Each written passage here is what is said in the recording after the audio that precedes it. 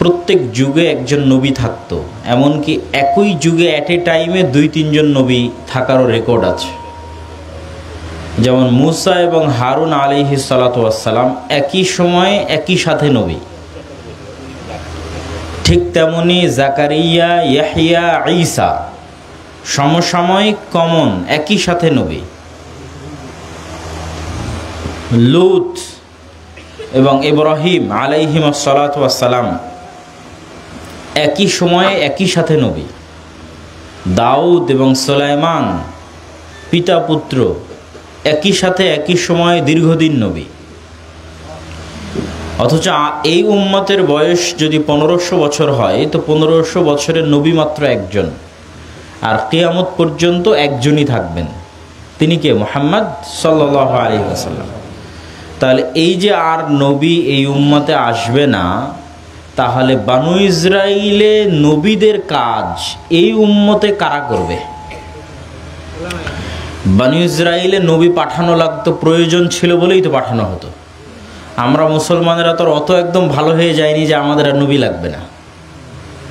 তাহলে 1500 বছরে যে আর নবী আসলো না, ভবিষ্যতেও যে আসবে না, তাহলে অন্য উম্মতে যে নিয়মিত আসতো, তাহলে এই উম্মতে নবীদের কাজ কারা করবে?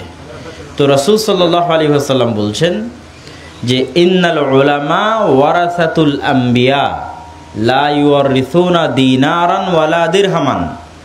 আলেমরা আমার উম্মতে নবীর উত্তরসূরি, বলেন আল্লাহু আকবার। আর নবী উত্তরাধিকার সূত্রে কোনো ধন সম্পদ রেখে যায়নি। কি রেখে গেছে? কোরআন এবং হাদিসের জ্ঞান। তাহলে বোঝা গেল যে এই উম্মতে আর নবী না আসলেও নবীর দায়িত্ব পালন করার জন্য আলেমরা আসবে। এবং গত 1500 বছরে যদি আপনি হিসাব করে দেখেন যে এই দিনের পুনরুজ্জীবনে, এই দিনকে মানুষের মধ্যে ছড়িয়ে দিতে, এখান থেকে মক্কা এবং মদিনার দূরত্ব অন্তত 1.5 থেকে 2000 কিলোমিটার হবে, সর্বনিম্ন পক্ষে হলো।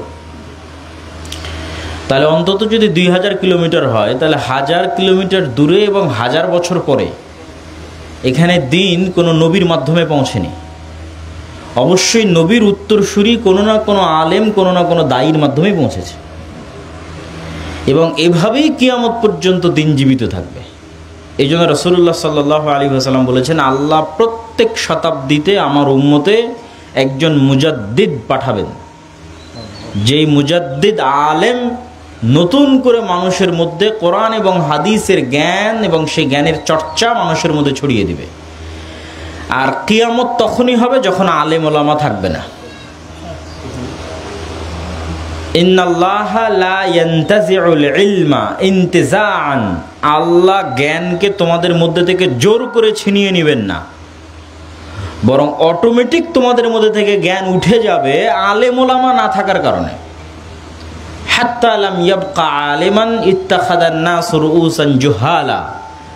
আলেম বাকি না থাকার কারণে তখন কে আর দিক নির্দেশনা দিবে? জাতির রাহবার নাই, নেতা নাই, তখন মানুষ অজ্ঞ মূর্খদের নেতা বানিয়ে নেবে। এবং অজ্ঞ মূর্খদের নেতা বানিয়ে নেওয়ার কারণে তারাও পথভ্রষ্ট হবে, ওরাও তো আলেম ওলামারাও পথভ্রষ্ট, ওই অজ্ঞ মূর্খরা নিজেরাও পথভ্রষ্ট, তার অনুসারী যারা তারাও পথভ্রষ্ট। তো অলরেডি তো আলেম ওলামারা অনেকটাই মূল স্রোত থেকে বিচ্ছিন্ন হয়ে গেছে দেশের, পৃথিবীর। এবং এটা রাসূল সাল্লাল্লাহু আলাইহি ওয়াসাল্লাম বলেছেন যে আমার উম্মতের প্রথম যে সুতা, প্রথম যে দানা যেটা বিচ্ছিন্ন হয়ে যাবে সেটা খেলাফা, আর আমার উম্মতের শেষ যে দানা যেটা বিচ্ছিন্ন হয়ে যাবে সেটা সালাত। তারপর আর কিছু বাকি থাকবে না, তারপরে কিয়ামত। তো প্রথম দানা খেলাফাত তথা রাষ্ট্র ব্যবস্থায় আলেমদের তো আর কোনো অবদান নাই, আর কোনো ভূমিকা নাই, অলরেডি ওটা ডিসকানেক্টেড। তাহলে এখন যতটুকু আছে সমাজ ব্যবস্থায়, ঠিক আছে, শিক্ষা দীক্ষায়, সমাজ সংস্কারে, দাওয়াতে, ইবাদতে, সালাতে, সংস্কৃতিতে, এটারও শেষ স্তরটা হচ্ছে সালাত। আলেম ওলামা উঠে যাবে, মানুষকে দাওয়াত দেওয়ার কেউ থাকবে না, দিন উঠে যাবে, জ্ঞান উঠে যাবে, মূর্খতা বর্ষিত হবে, সালাত উঠে যাবে, তখনই কিয়ামত কায়েম হবে। তাহলে এই যে আলেম তৈরি করার যে কারখানাগুলো, আলেম তৈরি করার যারা কারিগর, সেগুলোই তো দুর্গ। দুর্গ মানে শত্রুর মোকাবেলা থেকে আপনাকে হেফাজতে রাখে। একটা শহরকে রক্ষা করার জন্য দুর্গ তৈরি করা হয়। বড় বড় পুরাতন শহরে যাবেন, দেখবেন যে বিশাল প্রাচীর দিয়ে দুর্গ করা আছে, হয় নদীর ধারে তৈরি করা আছে, না হয় পাহাড়ের উপর তৈরি করা আছে। কেন? নদীর ধার পাহাড়ের উপরে প্রাকৃতিকভাবেই দখল করা যায় না, দখল করা কঠিন হয়। তো আমাদের শত্রুকে কোন শত্রু থেকে রক্ষা করার জন্য আমরা মাদ্রাসা বানিয়েছি? আমাদের শত্রু হচ্ছে শয়তান। আমাদের শত্রুকে শয়তান। কোরআনে দেখবেন আল্লাহ একটা শত্রুর কথাই বারবার বলেছে, অথচ আমরা কিন্তু আমাদের বক্তব্যও বলি না, লেখাতেও বলি না, কিন্তু আল্লাহ কিন্তু ঠিকই কোরআনের মধ্যে বলেছে। আপনি প্রত্যেক 5 পৃষ্ঠা 10 পৃষ্ঠা পর পাবেন শয়তানের নাম পাবেন। মুসা আলাইহিস সালাম আর ইউশা বিন নুন সফরে আছে, তো মাছ, ভাজা মাছ নিয়ে গেছে। মুসা আলাইহিস সালাম বলেছে যেখানে জীবিত হয়ে বের হয়ে যাবে সেখানে খিজির আলাইহিস সালামকে পাওয়া যাবে। তো কখন ভাজা মাছ বের হয়ে গেছে বুঝতে পারেন, তো ওখানে বলছে যে আমাকে শয়তান ভুলিয়ে দিয়েছে। এরকম কত শত জায়গায় পবিত্র কোরআনে আপনি পাবেন আল্লাহ সুবহানাহু ওয়া তাআলা শয়তানের কথা বলছেন। ইউসুফ আলাইহিস সালাম যখন স্বপ্নে দেখেছে, তখন ইয়াকুব আলাইহিস সালাম তাকে নিষেধ করছে বলতে, এবং বলে দিচ্ছে শয়তানের কথা, যে শয়তান আমাদের বড় শত্রু। আদম আলাইহিস সালামকে আল্লাহ জান্নাত থেকে নামিয়ে দিলেন, নামিয়ে দেওয়ার পর কি বলছেন? শয়তান তোমার সবচেয়ে বড় শত্রু। তাহলে শয়তান যদি কাল্পনিক কিছু হবে, তাহলে আল্লাহ সুবহানাহু ওয়া তাআলা এতবার এই শয়তানের কথা বলতেন না। আর রাসূল সাল্লাল্লাহু আলাইহি সাল্লাম এত দোয়া, এত জিকির আজকার, প্রত্যেকটাকে তিনি শয়তানের সাথে কানেক্ট করেছেন, রিলেট করেছেন, সম্পৃক্ত করেছেন। খাওয়ার সময় বিসমিল্লাহ বলো, শয়তান খাবে না। বাড়িতে ঢোকার সময় সালাম দাও, শয়তান থাকবে না। এই করো, বাথরুমে প্রবেশের সময় এটা বলো, শয়তান দেখতে পাবে না। তাহলে প্রত্যেকটা জিনিসকে কিসের সাথে সম্পৃক্ত করা আছে? শয়তানের সাথে সম্পৃক্ত করা আছে। তথা শয়তান মানুষের সবচেয়ে বড় শত্রু, কিন্তু মানুষ সেটা বুঝতে পারে না, অনুভব করতে পারে না। আর এই জ্ঞান দেওয়ার জন্য তো পৃথিবীতে কোনো ইনস্টিটিউট নাই, নবীরা ছাড়া। এই জ্ঞান কোথায় থেকে স্কুল, কলেজ, ইউনিভার্সিটি, গবেষণা, পিএইচডি, অনার্স, মাস্টার্স, থিসিস তারা বের করি? তারা তো জানে না। এটা একমাত্র নবীরা জানে, আল্লাহর পক্ষ থেকে। এই জন্য রাসূলুল্লাহ সাল্লাল্লাহু আলাইহি ওয়াসাল্লাম বলেছেন যে এমন কোনো আদম সন্তান নাই ইল্লা ওয়ালাহু কারিনান, যে আদম সন্তানের 2টা বন্ধু নাই, একটা শয়তান বন্ধু, একটা ফেরেশতা বন্ধু। আর এমন কোনো আদম সন্তান নাই ইল্লা ইয়ামাসসুহু শাইতান, যাকে শয়তান স্পর্শ করেনি। শুধুমাত্র মারিয়াম আর মারিয়ামের ছেলে ঈসাকে শয়তান স্পর্শ করেনি। তো সাহাবীরা আল্লাহ নবীকে জিজ্ঞেস করলেন, আল্লাহ নবী আপনারও শয়তান বন্ধু আছে? তো বলে হ্যাঁ, আমার সাথেও শয়তান বন্ধু আছে, তবে আসলামা, সে ইসলাম গ্রহণ করে নিয়েছে। ইসলাম গ্রহণ করে নিয়েছে অর্থ হচ্ছে আত্মসমর্পণ করেছে। আত্মসমর্পণ করেছে আর অর্থ হচ্ছে আল্লাহর নবীর নিজের নাফসের উপর তার কন্ট্রোল ক্ষমতা এত বেশি যে শয়তান সেখানে কোনো প্রভাব বিস্তার করতে পারে না। এটাকে আমি আরও একটু বুঝিয়ে বলে কথা সামনের দিকে এগিয়ে যাব, যে মাদ্রাসাগুলো কি থেকে দুর্গ? শয়তান থেকে দুর্গ। কেন? মাদ্রাসা থেকে আলেম ওলামা তৈরি হবে, সেই দিকে আগাচ্ছে। এই পয়েন্টটা শেষ করিনি। তা আল্লাহর নবীর শয়তান আত্মসমর্পণ করেছে, আমাদের শয়তান আত্মসমর্পণ করে। এই কথার অর্থ কি? দেখেন, প্রত্যেক মানুষের সাথে একটা ফেরেশতা আছে, একটা শয়তান আছে। ফেরেশতাদের নিজস্ব কিছু স্বভাব আছে, বৈশিষ্ট্য আছে। শয়তানের নিজস্ব কিছু স্বভাব আছে, বৈশিষ্ট্য আছে। ফেরেশতার স্বভাব কি? ফেরেশতা পবিত্র থাকে। শয়তানের স্বভাব কি? শয়তান অপবিত্রতা পছন্দ করে। তাহলে ধরেন একটা মানুষ যে অজু ভাঙলেই অজু করে, যদিও অজু করা ফরজ নয়, জরুরি নয়, নামাজে সালাতের সময় অজু করলেই হলো, কিন্তু তারপরেও একটা মানুষ পবিত্র থাকার জন্য অজু ভাঙলেই সাথে সাথে অজু করে, অজু করতে করতে অজু অবস্থাতেই ঘুমাতে যায়। তাহলে এই মানুষটা কার স্বভাবকে তার মধ্যে নিয়ে আসতেছে বলেন তো? একটু জোরে বলেন, কার স্বভাবকে? ফেরেশতার স্বভাবকে সে তার মধ্যে নিয়ে আসতেছে। তার চরিত্র তো ফেরেশতার সাথে মিলে যাচ্ছে। তাহলে তার উপরে কার প্রভাব বেশি থাকবে? ফেরেশতার প্রভাব বেশি থাকবে। আর কার প্রভাব কম থাকবে? শয়তান। শয়তান তো পরাজিত, ও তো কোনো রাস্তা খুঁজে পাচ্ছে না। আর আরেক দিকে আরেকটা মানুষ যে পেশাব করে ঠিকমতো পানিই নেয় না, পেশাবের অপবিত্রতা থেকে সে সতর্ক নয়, ফরজ গোসল হলে গোসল করে না, টানা 7 দিন 10 দিন গোসলের নামগন্ধ নাই, উজুর নামগন্ধ নাই, নামাজের নামগন্ধ নাই, তাহলে সে ধীরে ধীরে কার স্বভাব চরিত্রের দিকে যাচ্ছে? শয়তান। তাহলে ওর উপরে কার প্রভাব বেশি থাকবে? শয়তানের প্রভাব বেশি। এটাই হচ্ছে আত্মসমর্পণ। আল্লাহ নবী যে বলছে আমার শয়তান আত্মসমর্পণ করেছে, এটা তো কোনো রাস্তাই নাই। সব স্বভাব তো ফেরেশতা স্বভাব, পুরো শরীর এবং অন্তর তো ফেরেশতা দখল করে আছে। তো কন্টিনিউয়াস ফেরেশতার পক্ষ থেকে ইলহাম হচ্ছে, ভালো কাজের কল্যাণের কথা আসতেছে, কেননা উনি ফেরেশতা চরিত্র অবলম্বন করে আছে। ফেরেশতার শয়তান একসাথে একই জায়গায় আপনাকে প্রত্যেকটা ক্ষেত্রে থাকবে এটা নয়, শত্রু। যেই বাড়িতে শয়তান আছে ওখানে ফেরেশতা নাই। এই জন্য আল্লাহ নবী বলেছে যে বাড়িতে কুকুর আছে, ছবি মূর্তি আছে, ওখানে কে নাই? ফেরেশতা। তাহলে ওই হিসেবেই মিল আর অমিল, আপনি কারটাকে বেশি প্রাধান্য দিচ্ছেন তার প্রভাব আপনার উপর বেশি থাকবে। এই দৃষ্টিকোণ থেকে শয়তান আমাদের অনেক বড় শত্রু, ফেরেশতা আমাদের অনেক বড় বন্ধু। আর শয়তানের এই শত্রুতা থেকে আমাদেরকে বাঁচাতে পারে, আমাদেরকে দিক নির্দেশনা পথ প্রদর্শন করতে পারে যেমন নবীরা, নবীদের অবর্তমানে আলেমরা। আর এই সমস্ত আলেমদের জ্ঞান চর্চার এবং আলেম তৈরির কারখানা হচ্ছে, কারিগর হচ্ছে এই সমস্ত দিনী শিক্ষা প্রতিষ্ঠান। এই জন্য এই সমস্ত দিনী শিক্ষা প্রতিষ্ঠান শয়তানের কবল থেকে মানব সন্তানকে, আদম জাতিকে বাঁচানোর দুর্গ।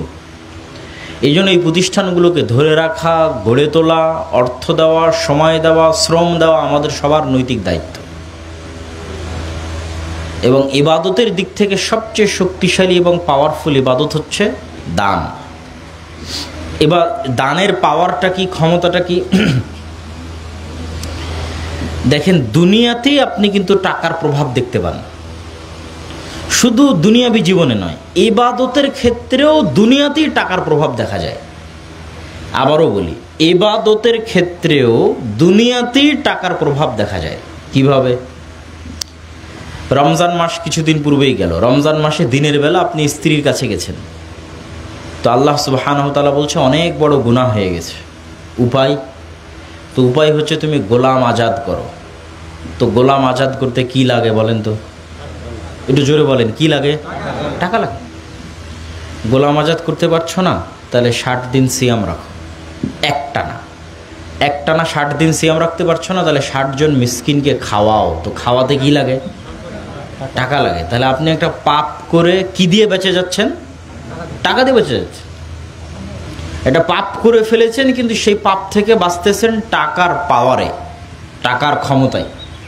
এটা দুনিয়াতেই আল্লাহ দিয়ে রেখেছে। অসংখ্য গুনাহের কাফফারা টাকা দিয়ে দেওয়া আছে।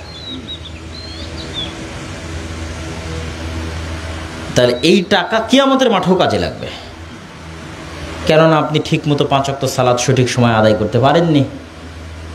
কতজনকে কত কোথায় গীবত নিন্দা করেছেন, কত চোখের গুনাহ হয়েছে, কত কানের গুনাহ হয়েছে, তার হিসাব নাই। কেউ তো গ্যারেন্টি দিতে পারবে না যে সে নিষ্পাপ।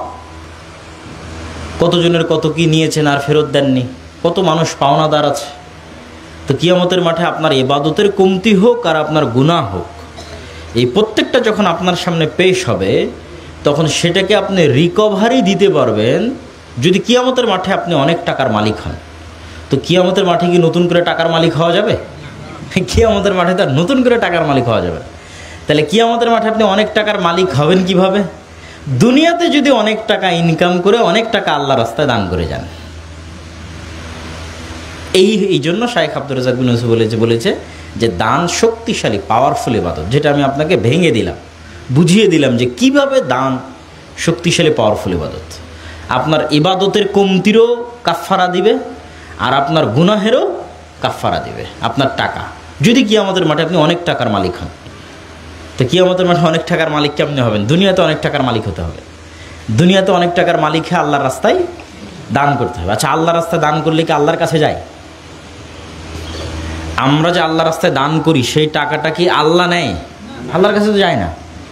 আপনি আল্লাহর রাস্তায় দান করবেন, মানুষই খাবে। দেখেন কি আল্লাহ সুবহানাহু ওয়া তাআলার নিজাম। আল্লাহ নিল না, কিন্তু আপনাকে ঠিকই নেকি দিয়ে দিচ্ছে। আপনি যে দানের জগতেই যান, জাকাতে যান, দানে যান, প্রত্যেকটা কাজের উপকার কারা কাচ্ছে? আর ধরেন আপনি দান করে মসজিদে একটা ফ্যান লাগালেন, ভাই ফ্যানের বাতাস কে নিবে? আপনিই তো নেবেন। দান করে মসজিদে একটা এসি লাগালেন, তো ওইটা ঠান্ডা বাতাস কে ভোগ করবে? আপনিই তো ভোগ করবেন, ওটা তার আল্লাহ নিয়ে যায়নি। তাহলে আপনি দান করে আপনি উপকার নিচ্ছেন, আবার ওঠের নেকিও আল্লাহ আপনাকে দিয়ে দিচ্ছে। তাহলে ডবল হলো না? আপনি যদি দান করে মাদ্রাসা প্রতিষ্ঠিত করেন, এই মাদ্রাসায় পড়বে কে? আপনার ছেলেরাই পড়বে। এই মাদ্রাসায় বেতন, এই চাকরি করে যদি কেউ বেতন নেয়, তো আপনারই কোনো আত্মীয় স্বজন, পাড়া প্রতিবেশী কেউ না কেউ তো এখান থেকে চাকরি করে আপনার দানের টাকা থেকে বেতন নিচ্ছে। তাহলে একটা টাকা আল্লাহর কাছে যাচ্ছে না, আপনি দান করে মানুষেরই উপকার হচ্ছে, সমাজেরই উপকার হচ্ছে, কিন্তু ঠিকই আপনি সেটা নেকি পাচ্ছেন। এই জন্য এই ধরনের দিনী প্রতিষ্ঠানে আমাদের অন্তরকে প্রশস্ত করতে হবে সহযোগিতা করার জন্য। আচ্ছা, আমাদের আসার পিছনের যেটা মূল উদ্দেশ্য সেটা একটু বলি।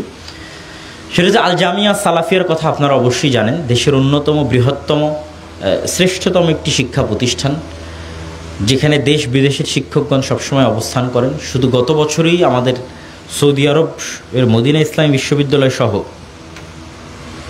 বিভিন্ন বিশ্ববিদ্যালয়ের শিক্ষক মণ্ডলী এসেছেন 1 ডজনেরও বেশি, 13-14 জন।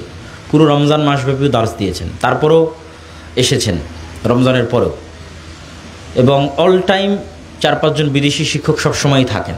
তো আমাদের সিলেবাস, আমাদের কারিকুলাম, আমাদের শিক্ষকদের প্রশিক্ষণ, এগুলো সব কিছু আমরা মনে করি যে আলহামদুলিল্লাহ একটা প্রতিষ্ঠানের সর্বশ্রেষ্ঠ জায়গায় যাওয়ার জন্য যা যা দরকার তার সব কিছু আছে। তো এই উপকারটা শুধু আমাদের মধ্যেই সীমাবদ্ধ থাক, এটা আমাদের চাওয়া নয়।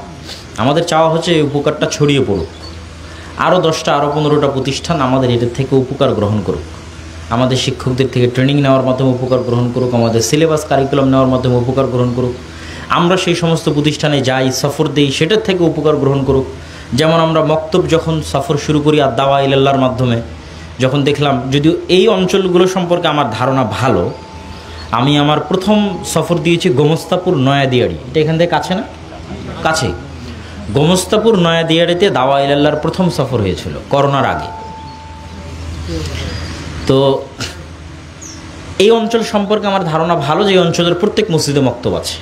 এখানকার অবস্থা আমি জানি না, কিন্তু আমার সফর অনুযায়ী, সফরের অভিজ্ঞতা থেকে বলছি, সফর করতে করতে এরকম অভিজ্ঞতা হয়েছে যে কোন এলাকার, কোন অঞ্চলের, কোন উপজেলায়, কোন ইউনিয়নে আহলে হাদিসদের বসবাস বেশি। এবং এরকম আহলে হাদিসদের বসবাসগুলো এরকম, যেখানে একটা কথা বলি না আর কি, সফরের অভিজ্ঞতা থেকে, যেহেতু 200-250 থেকে 300 মসজিদে এরকম আমি সফরে গেছি ফি সাবিলিল্লাহ। যেমন এখন মাদ্রাসায় আমরা সফর করতেছি ফি সাবিলিল্লাহ, এরকমই 300 মসজিদের কাছাকাছি আমাদের সফর করা আছে। তো সফরের অভিজ্ঞতা থেকে দিচ্ছে আহলে হাদিস এলাকাগুলো এরকম যে একটা বেল্ট, একটা এরিয়া, ওই এরিয়াটা দেখা যাচ্ছে যে 2 উপজেলার মধ্যেও পড়ে গেছে অথবা 2 জেলার মধ্যেও পড়ে গেছে। তো আমাদের এরকম হয়েছে যে আমরা বগুড়া জেলার আদমদিঘি উপজেলার সান্তাহার ইউনিয়ন, সেখানে গেছি, সেখানকার একটা গ্রাম আহলে হাদিস। তো সেখানে যাওয়ার পর কি রিয়েলাইজ করলাম যে এই গ্রামটা শুধু, এই আহলে হাদিস গ্রামটা শুধুমাত্র বগুড়া জেলার মধ্যে পড়েছে, কিন্তু এখান থেকে যে আহলে হাদিস বেল্ট শুরু হয়েছে এটা নওগাঁর মধ্যে ঢুকে গেছে, নওগাঁ রানীনগর এবং আত্রায়ের মধ্যে ঢুকে গেছে। তাহলে নওগাঁ রানীনগর এবং আত্রায়ে যখন সফর দিয়েছিলাম, তখন যদি এই গ্রামে সফর দেওয়া হতো তাহলে আলাদা করে আরেকটা দিন লাগতো না, ওটার মধ্যেই হয়ে যেত।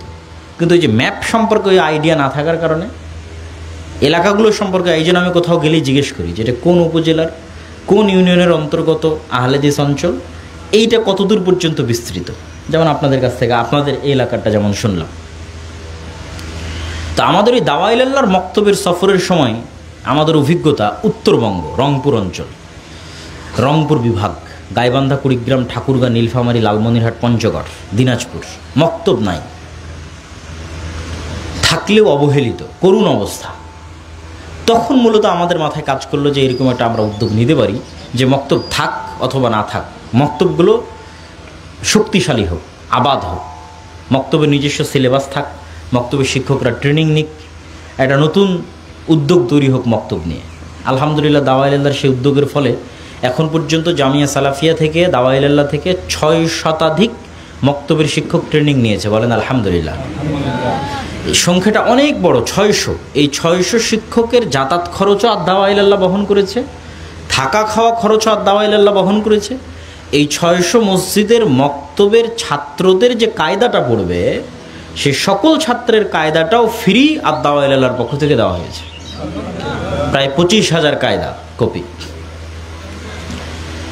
তো আমরা মনে করি যে এই উদ্যোগের পরের স্টেপে আমাদের মাথায় আসে যে মক্তব যেমন একটা প্রতিষ্ঠান, ছোট হলো একটা প্রতিষ্ঠান, ঠিক তার চাইতে আরেকটু দিনের কাজ করতে গেলে আরেকটু বড় লেভেলের প্রতিষ্ঠান হচ্ছে মাদ্রাসা।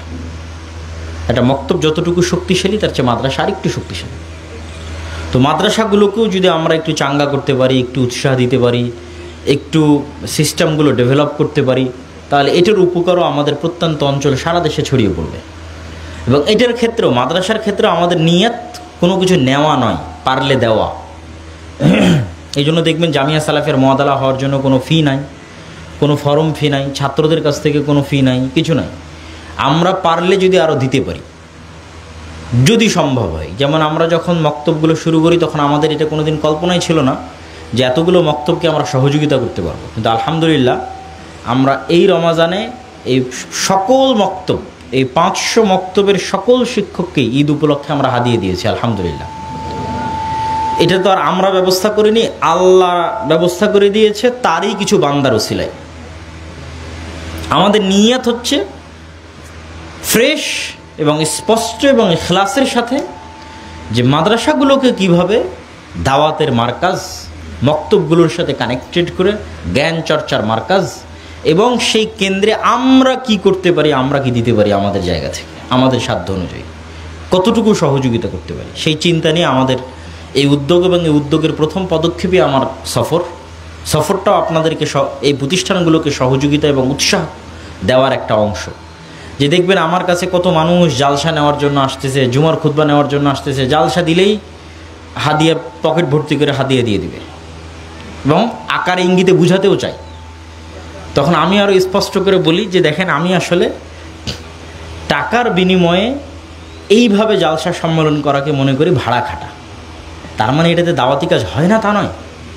আমার বাবাই তো 25-30 বছর থেকে এভাবে দাওয়াতি কাজ করে আসতেছে। আমি যদি বলি এটা দাওয়াতি কাজ নয়, তাহলে তো এটা হবে না। উনি কখনোই কোনো জালসা কমিটির সাথে কন্ট্যাক্ট করেননি। ওনার নিয়ত স্পষ্ট ছিল যে উনি দাওয়াতি কাজের জন্য জালসা করবেন, কিন্তু তারপরেও এটা ক্ষণস্থায়ী, তারপরেও এটা কি ক্ষণস্থায়ী, প্রতিষ্ঠানই স্থায়ী, মক্তবই স্থায়ী। আমি গিয়ে আপনার এখানে বক্তব্য দিয়ে এই যে 40, 50, 100, 200 যা মানুষ আছেন তারা আজকের আলোচনাটা শুনলেন, আর ওই বক্তব্যে তো প্রত্যেক দিন পড়া হচ্ছে।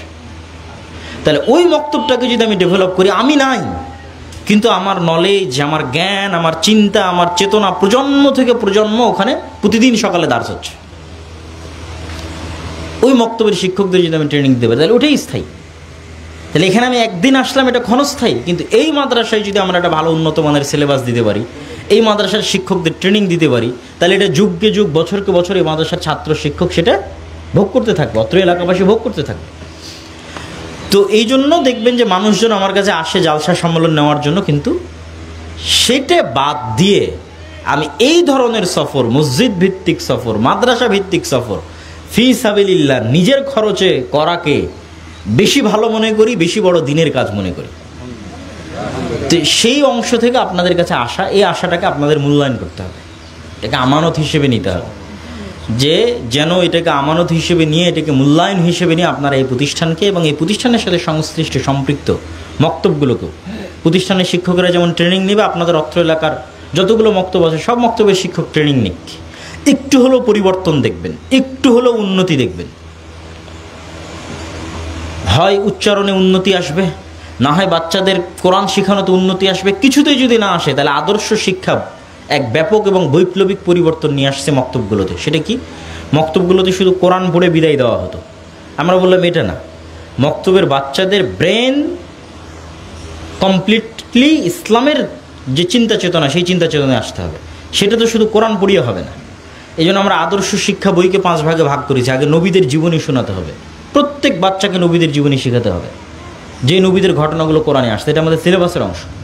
সে নবীদের জীবনী শোনাবে। তারপরে মানুষের ন্যায়পরায়ণতা, সত্যবাদিতা, চারিত্রিক যে দিকগুলো আছে, আমানতদারিতা, এগুলো সংক্রান্ত যত ঘটনা আছে কোরআন এবং হাদিসে, সেগুলো বাচ্চাদের শোনাবে। তাহলে তার মধ্যে মেন্টাল ডেভেলপ হবে যে না, আমাকে সত্যবাদী, আমানতদার, ন্যায়পরায়ণ, সৎ, রাসূল সাল্লাল্লাহু আলাইহি ওয়াসাল্লামের মতো সৎ চরিত্রবান হতে হবে।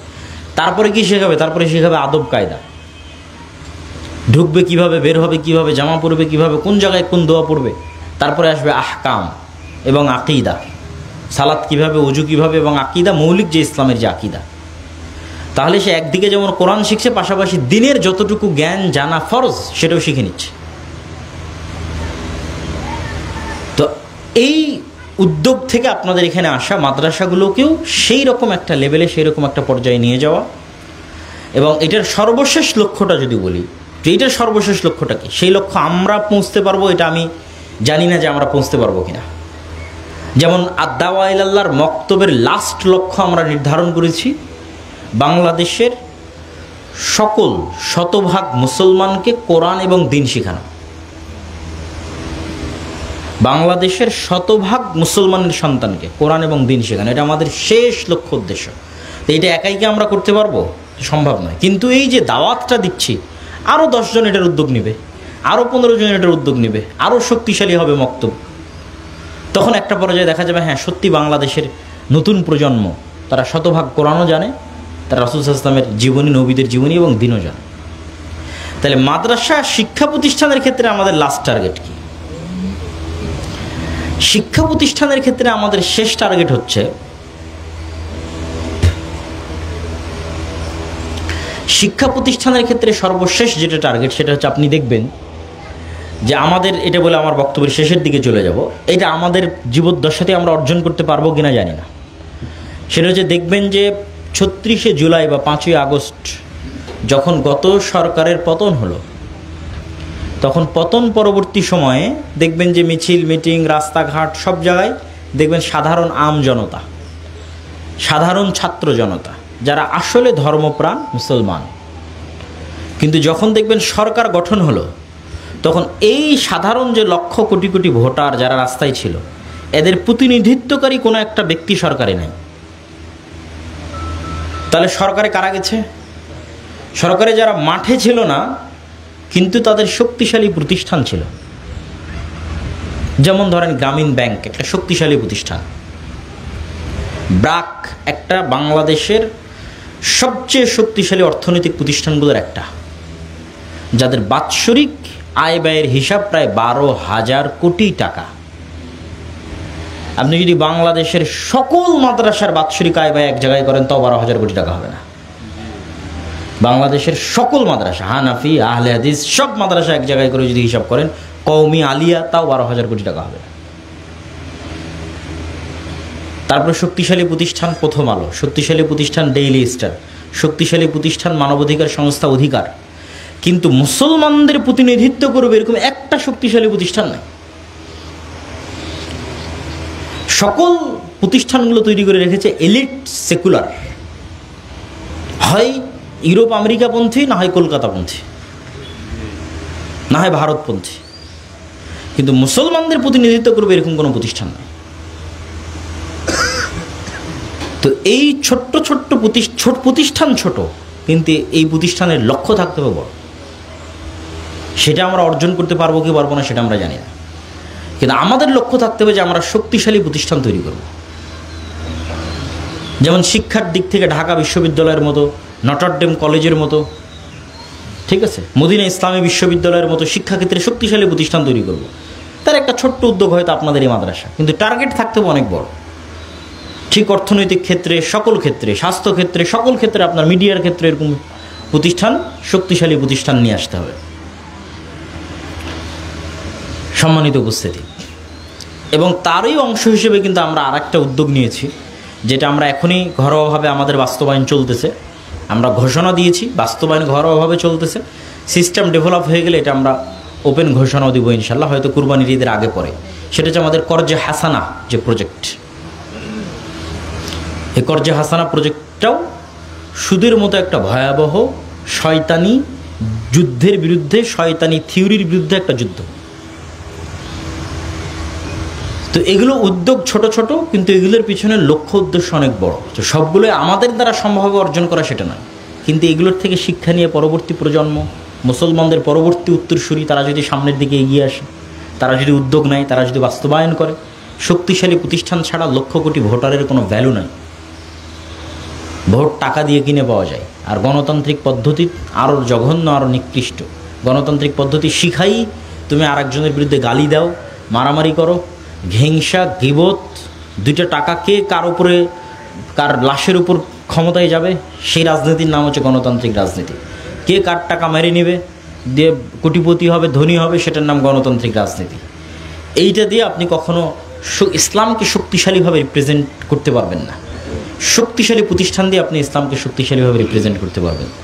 ইহুদিরা এই কাজটাই করে। ইহুদিদের কিন্তু অত জনসংখ্যা নাই, বাংলাদেশে 18 কোটি জনগণ, সারা পৃথিবী মিলে কয়েক কোটি ইহুদি হওয়া কঠিন আছে। কিন্তু তারপরে দেখবেন আমেরিকা তাদের কন্ট্রোলে, যে কী দিয়ে? শক্তিশালী মিডিয়া ওর, শক্তিশালী অর্থনৈতিক প্রতিষ্ঠান ওর। কিসের ডোনাল্ড ট্রাম্প আর কিসের জো বাইডেন? ও নির্বাচনই লড়তে পারবে না ইহুদি মিডিয়া ছাড়া আর ইহুদি অর্থনৈতিক প্রতিষ্ঠান ছাড়া। তো আগেই বিক্রি হয়ে আছে ইহুদির কাছে, কী করবে? তো এই জন্য আমাদের প্রতিষ্ঠানের গুরুত্ব বুঝতে হবে, এবং এই ধরনের শিক্ষা প্রতিষ্ঠানগুলো সেই ধরনের কাজের শুরু। এই প্রতিষ্ঠানগুলো যত শক্তিশালী হবে, ফাংশন হবে, যেমন আমি যদি এই এলাকারই উদাহরণ দিই, যে এই প্রতিষ্ঠানটাই অত্র মুশরিভুজা ভোলাহাট অঞ্চলে একটা শক্তিশালী প্রতিষ্ঠান হতে পারে। কিভাবে হতে পারে? এই প্রতিষ্ঠানের শিক্ষার মান যদি সবচেয়ে শক্তিশালী হয়, যেহেতু শিক্ষা প্রতিষ্ঠান, তো শিক্ষার মান সবচেয়ে শক্তিশালী হতে হবে। শিক্ষার মান যদি সবচেয়ে শক্তিশালী হয়, শিক্ষক যদি খুব টপ লেভেলের ভালো মানসম্মত শিক্ষক থাকে, এই প্রতিষ্ঠানটা যদি তার দাওয়াতি কাজেও ভূমিকা রাখে, যেমন আমরা বলতেছি মক্তবের মাধ্যমে আপনারা দাওয়াতি কাজ করেন, তো দেখা যাচ্ছে এই প্রতিষ্ঠানের অধীনে অত্র অঞ্চলের সবগুলো মক্তবই আছে, সবগুলো মসজিদের মক্তব এই প্রতিষ্ঠানের অধীনে চলে, তাহলে দাওয়াতি কাজে তার শক্তিশালী ভূমিকা। 4 নম্বর কি, ধরেন আমরা যে কর্জে হাসানা চালু করেছি, আপনারাও এখানে সেটার একটা অংশ চালু করে আপনারাও সমাজের সহযোগিতায় দাঁড়ালেন, এর দ্বারা আপনার প্রতিষ্ঠানের কোনো ক্ষতি হবে না, আর লাভ হবে। বলবেন না আমার প্রতিষ্ঠানে তো টাকাই নাই, আমি কী করে কর্জে হাসানা দেবো, আর একজনের সহযোগিতা কীভাবে দাঁড়াবো? আপনি আপনার টাকা দিয়ে দাঁড়াতে হবে না, আপনি উদ্যোগ নেবেন, আল্লাহ মানুষ তৈরি করে দিবে, সেই মানুষ টাকা দেবে, কিন্তু প্রতিষ্ঠানের ইমেজ পজিটিভ হবে। যে প্রতিষ্ঠান শুধু মানুষের থেকে নেয় না, বরং মানুষেরটা নিয়ে আবার মানুষকে দেয়, তখন আপনি অত্র অঞ্চলে যত ক্ষুদ্র ঋণের সংস্থা আছে গুণে শেষ করতে পারবেন না। এক ভোলাহাট উপজেলাতেই কয়েক শত ক্ষুদ্র ঋণের প্রতিষ্ঠান আছে, একটা পরিবার খুঁজে পাওয়া কঠিন যারা তাদের থেকে ক্ষুদ্র ঋণের মাধ্যমে কিস্তিতে লোন নেয়নি। তো লোন নিয়েছে মানে মিথ্যা বলেছে, আর মিথ্যা বলেছে মানে গোলাম হয়ে গেছে। বানু ইসরাইলরা ছিল গোলাম, মিথ্যা ধোঁকা তাদের রক্তে মিশে গেছিল। সুদ এমন একটা সিস্টেম, এই সুদ ফেরাউন চালু করে রেখেছিল বানু ইসরাইলদের মধ্যে, ওদেরকে গোলাম বানানোর জন্য। সুদ এমন একটা সিস্টেম, সেটা মানুষের কীভাবে গোলাম বানায়? আপনি বলেন সুদ কেমনে মানুষকে গোলাম বানায়? আপনার হাতে পায়ে বেড়ি থাকবে না, কিন্তু আপনি সুদের ভিত্তিতে কিস্তিতে লোন নিতে গিয়ে যে মিথ্যা বলেছেন, এই মিথ্যা বলাটা গোলামের স্বভাব। এই মিথ্যা বলার মাধ্যমেই তো আপনি পরাধীন হয়ে গেছেন, আপনার সন্তান, আপনার পুরো পরিবার মিথ্যার সাথে সম্পৃক্ত হয়ে গেছে। বলছে না আজকে বাবা বাড়িতে নাই, আজকে চলে গেছে মা, কে মিথ্যা বললো। এই যে মিথ্যা বলা যখন শিখে গেল, তখন সে পরাধীন হয়ে গেল। এ তো আর কোনোদিন স্বাধীন হতে পারবে না, সৎ ন্যায়পরায়ণ হতে পারবে না, বিজয়ী হতে পারবে না, নেতা হতে পারবে না, সাহসী হতে পারবে না, খালিদ বিন ওয়ালিদ হতে পারবে না, সালাহুদ্দিন আইয়ুবী হতে পারবে না। আজীবন পা চাটেই পার হয়ে যাবে। হয় ভারতের হিন্দুদের পা চাটবে, না হয় আমেরিকার ইউরোপের খ্রিস্টানদের পা চাটবে। শুরুটা হয়েছে মিথ্যা দিয়ে। এভাবেই গোলাম, হাতে পায়ে বেড়ি থাকবে না, কিন্তু বাস্তবে গোলাম। তাহলে যখন এই একটা প্রতিষ্ঠান, যখন দেখবেন যে সে শিক্ষাক্ষেত্রে ভালো, সকল ক্ষেত্রে ভালো, অত্র এলাকার সহযোগিতায় দাঁড়িয়ে আছে, আবার যখন সে তার নিজের গণ্ডির বাইরে বের হয়ে অন্যায়ের বিরুদ্ধে আওয়াজ উঠাবে, যেটার সুযোগ এখন তৈরি হয়েছে, এটার সুযোগ গত 16 বছর ছিল না, সামনেও থাকবে কিনা আল্লাহ সুবহানাহু ওয়া তাআলা জানে। কেননা গত 16 বছর যেভাবে রাজনৈতিক দলের ক্ষমতায়ন একদম পাড়া মহল্লা গ্রাম পর্যন্ত পৌঁছে গেছে, সেখানে একটা মুরব্বী এসে দাঁড়িয়ে একটা ভালো কোনো কথা বলবে এরকম কোনো সুযোগ কখনোই ছিল না। কিন্তু সেটার ওই পাওয়ার যে শূন্যতা, এখন তো পাওয়ারের শূন্যতা চলতেছে, ক্রাইসিস চলতেছে বাংলাদেশ। কোনো কেন্দ্রীয় সেন্ট্রাল কোনো পাওয়ার নাই, ক্ষমতার কেন্দ্রীভূত নাই যে একজনের কাছে সকল ক্ষমতা, এরকম নাই। এই পাওয়ারের ক্রাইসিসটাই তো এই ধরনের শিক্ষা প্রতিষ্ঠানের জন্য, এই ধরনের দিনী প্রতিষ্ঠানের জন্য সুযোগ। আপনি কি পাওয়ার প্র্যাকটিস করতে হবে তার মানে দখল করে নিতে হবে এটা না। আপনি শুধু চোখে যেটা দেখছেন অন্যায়, সেটাতে আল্লাহর নবীর আদেশ অনুযায়ী মুখে দাওয়াত দিবেন যেটা অন্যায়, শেষ। এই অন্যায় মানে কি শুধু গান বাজানো অন্যায়, সে অন্যায়ের বিরোধিতা করতে বলছি না। এই অন্যায় মানে নামাজ পড়ে না, সেটার দাওয়াত দিতে বলছি শুধু, সেটা না। এই অন্যায় মানে মানুষের হক মেরে নেওয়ার যে অন্যায় হচ্ছে সে অন্যায়। তো মানুষের হক মেরে দেওয়ার অন্যায় আপনার চোখে পড়ে না, হক মেরে দেওয়ার অন্যায়। তো এই যে মানুষ মারা গেছে, তো ওর মেয়েকে যে ওর ভাইয়েরা সম্পত্তিতে সঠিকভাবে সম্পত্তি বুঝিয়ে দিচ্ছে না, যেটা নদীর ধারে চরে আছে সেটা যে বোনকে দিয়ে দিচ্ছে, এটাই তো মানুষের হক মেরে খাওয়া অন্যায়। তো সেটাই আপনি যে দাওয়াত দেবেন, যেটা অন্যায় হচ্ছে এটা করিও না। বিবাহের ক্ষেত্রে যে মোহরের জায়গায় যে আরও ডিমান্ড করে নিচ্ছে পাত্রপক্ষ, ছেলে পক্ষ, বর পক্ষ, এটা তো অন্যায়, মানুষের উপর অন্যায়। যখনই আপনি মানুষের উপর অন্যায় রোধ করতে যাবেন তখন আপনি এমনি নেতা হয়ে গেছে, by default you are a leader. যখনই আপনি সমাজে মানুষের উপর অন্যায় যে হচ্ছে ওইটা বাধা দিতে যাবেন, সে যেই করুক, থানা করুক, চেয়ারম্যান করুক, এমপি করুক, মন্ত্রী করুক, মিনিস্টার করুক, আপনি শুধু মুখে বলতে যাবেন এটা অন্যায় হচ্ছে, আপনি লিডার হয়ে গেছেন, ইউ আর এ লিডার।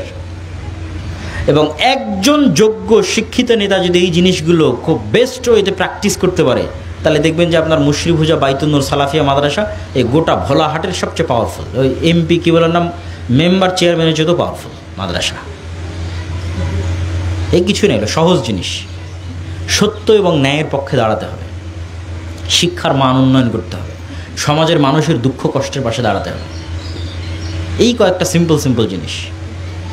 আল্লাহ সুবহানাহু ওয়া তাআলা আমাদের এই প্রতিষ্ঠানগুলোকে কবুল করুক, আমাদেরকে এই প্রতিষ্ঠানের পাশে দাঁড়ানোর তৌফিক দান করুক।